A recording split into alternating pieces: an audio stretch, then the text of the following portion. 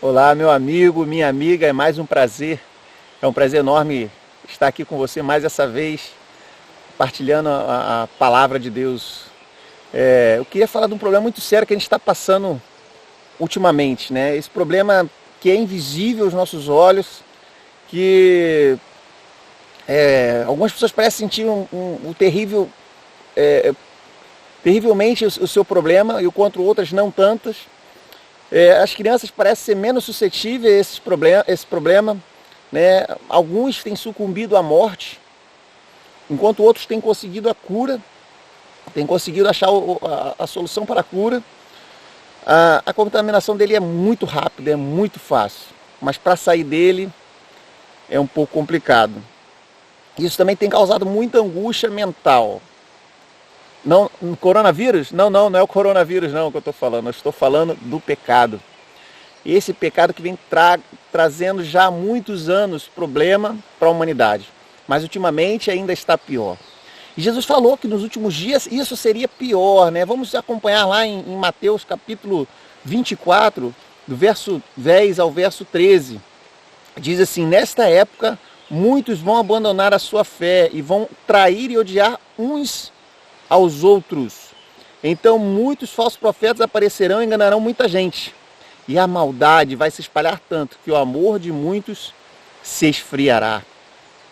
Então a gente percebe que Jesus já sabia que nos últimos dias as pessoas iriam abandonar a fé, iriam esquecer o seu amor, iriam cair em desesperança, porque quem não tem fé não tem esperança do porvir, e eles vão cair em desesperanças. Mas aqui eu vim para falar para você assim: tenha esperança, tenha confiança, confie, porque aquele que perseverar até o fim, que é o verso 13, fala, esse será salvo, aquele que confiar até o fim, né? Vale a pena esperar, vale a pena confiar. Nós vamos ver algumas coisas que a gente vai compreender melhor, um pouquinho mais do amor de Deus. E tem outros vídeos também que você pode ver no YouTube lá, que fala desse amor, desse cuidado, desse carinho para cada um de nós. Deus nos ama individualmente. E se tivesse que morrer, ele morreria por cada um de nós. Então ele te ama. Não fique triste, não chore, não derrame sua lágrima por qualquer problema que seja, se por necessidade material, por doença ou por qualquer coisa que você esteja passando nessa hora. Deus está aí ao teu lado. Deus está ao teu lado, te afofando na cama, está contigo. Ele te ama. Então confia nele e sinta o seu abraço nessa hora. Então aqui diz um problema por causa do mal, por causa desse pecado, por causa dessa doença. É a doença do pecado. O que aconteceria? A gente vê aqui que as pessoas abandonariam a fé, odiarão uns aos outros, né? E a gente vê isso muito na televisão, toda hora um brigando com o outro brigando com o outro, traindo o outro, né? Um político traindo o outro traindo o outro, com fins pessoais e egoísticas. Então cada vez mais isso ia acontecer, e Jesus tinha falado.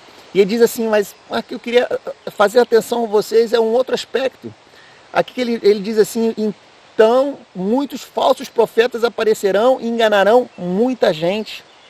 Então cuidado, porque o que é um profeta? Aqueles que falam em nome de Deus. Então aqueles que falam em nome de Deus vão também enganar.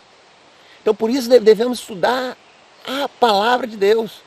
Como Martinho Lutero falou, só a Escritura. Então só a Escritura é que vai nos ajudar, né?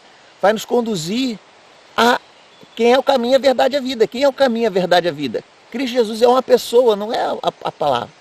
Então a gente tem que entender qual é a vontade e o plano de Deus, e se esforçar por isso, e Deus vai estar ao nosso lado nos ajudando, que Ele dá sabedoria a cada um que pede.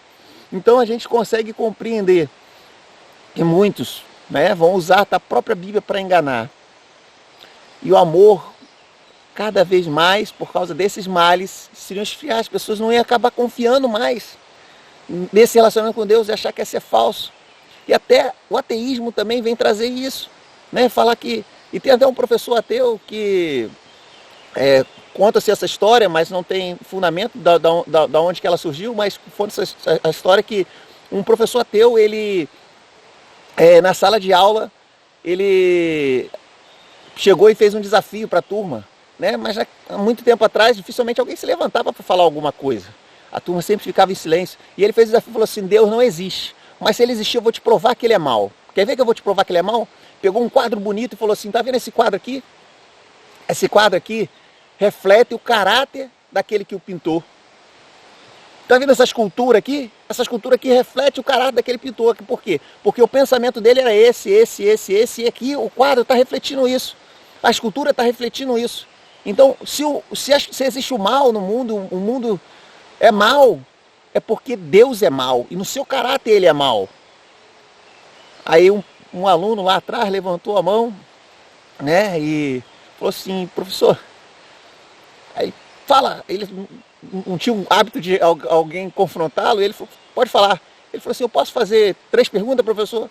Aí o professor, claro, pode fazer, vem aqui na frente. Ele, o intuito de humilhar aquele menino, falou assim, vem aqui na frente, fala aqui na frente. Aí o menino foi lá na frente, todo envergonhado, tímido, chegou lá na frente e falou assim, professor, eu queria fazer 3 perguntas. A primeira pergunta é, existe escuridão? Aí o professor, claro que existe. Você nunca viu um lugar escuro, um lugar tênebre? Claro que existe escuridão. Aí ele, desculpa professor, mas cientificamente falando, o senhor está errado.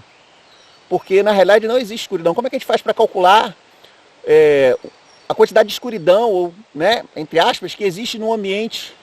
A gente calcula os metros quadrados, os metros cúbicos do ambiente, e depois de calcular os metros cúbicos do ambiente, a gente calcula os metros cúbicos de luz que existe no ambiente e subtrai a quantidade dos metros cúbicos do ambiente menos a quantidade de luz.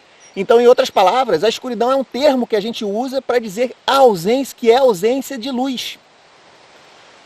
Aí a turma ficou quieta, ele falou, professor, posso fazer mais uma pergunta? Aí ele, claro, existe frio? Aí a turma, e o professor falou assim, já ficaram meio assim, mas o professor, não, claro que existe frio, claro, ele ficou meio assim, mas claro que existe frio.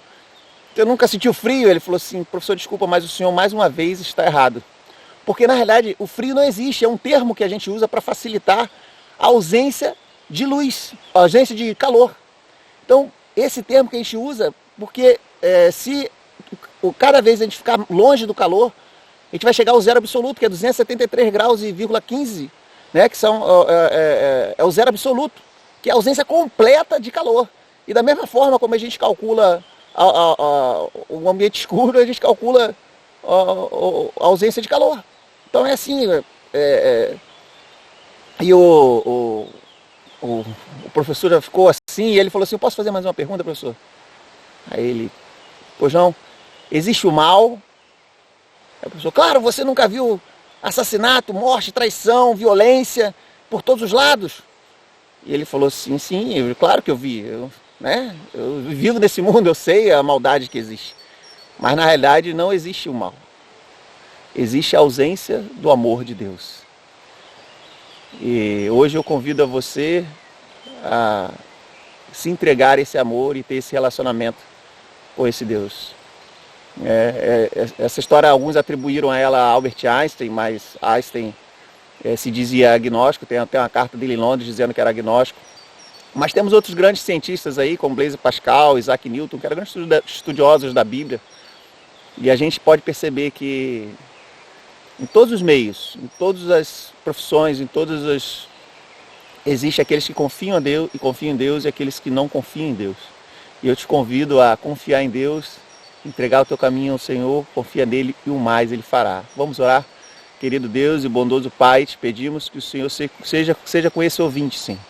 Ajudando ele, Senhor, colocando a semente do amor em seu coração e no meu coração também. Porque por essência somos maus e não queremos ficar perto do Senhor.